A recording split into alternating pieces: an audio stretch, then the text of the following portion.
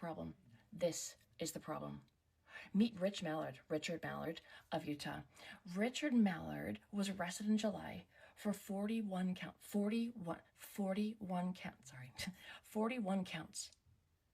of child exploitation.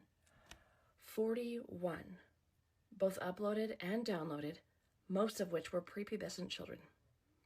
Some of it, the audio was so bad that the detectives on the case had to turn the audio off because they just couldn't take anymore. That is why he was arrested. But don't worry. He was held without bail, which is a relief, right? Oh, wait. Except that changed. He's out now. You want to know why? Because multiple people wrote letters into the judge and told the judge what an upstanding citizen this man is. Listen, we know what he did. However, he willingly served a mission. He's a good man who helps other people. He's always ready to help his fellow man. He's a good person and a man of God. And somehow, because Utah is Utah, that worked. I don't know when people are going to get it through their heads.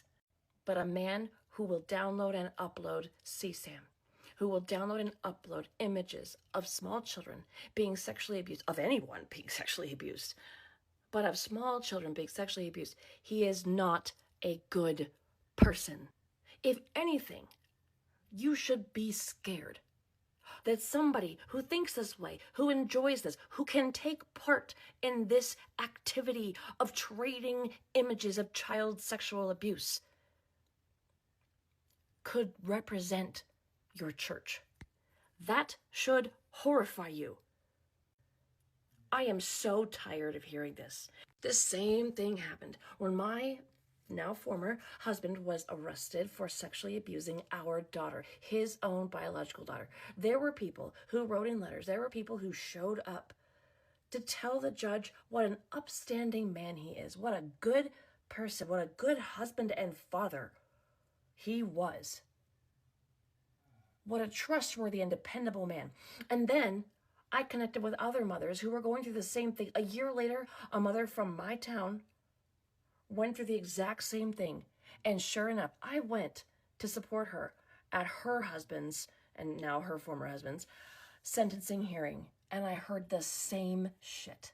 The same, he's a good man. He shovels his neighbors' driveways. He's always willing to help out and lend a hand. What? Who cares? I do not care what they are willing to do for their next door neighbor, how many driveways they plowed. I don't care how many community classes they taught. Don't you understand? All of that is a cover. And even if it wasn't, even if it was one of those things where two things can be true at the same time, let's just remember then, two things can be true at the same time. So sure, maybe you saw him being a good neighbor, a good friend, etc., etc., etc. That should not ever be a reason that you will write in to a judge in defense of somebody who takes part in abusing children. Literally, I'm not even exaggerating. I'm not like trying to make it sound worse than it is. This is the man who uploaded and downloaded, who traded images on the platform, on Kik. So he asked for them and he sent them to people and from people. I'm sorry, there is nothing that cancels that out.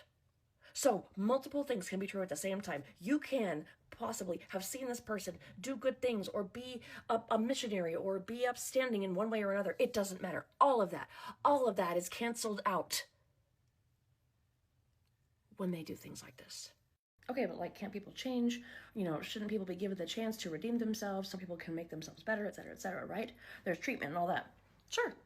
However, that is irrelevant right now. What was done caused damage. And nothing you did in church, nothing you did for your neighbors makes that damage less. Therefore, it's irrelevant.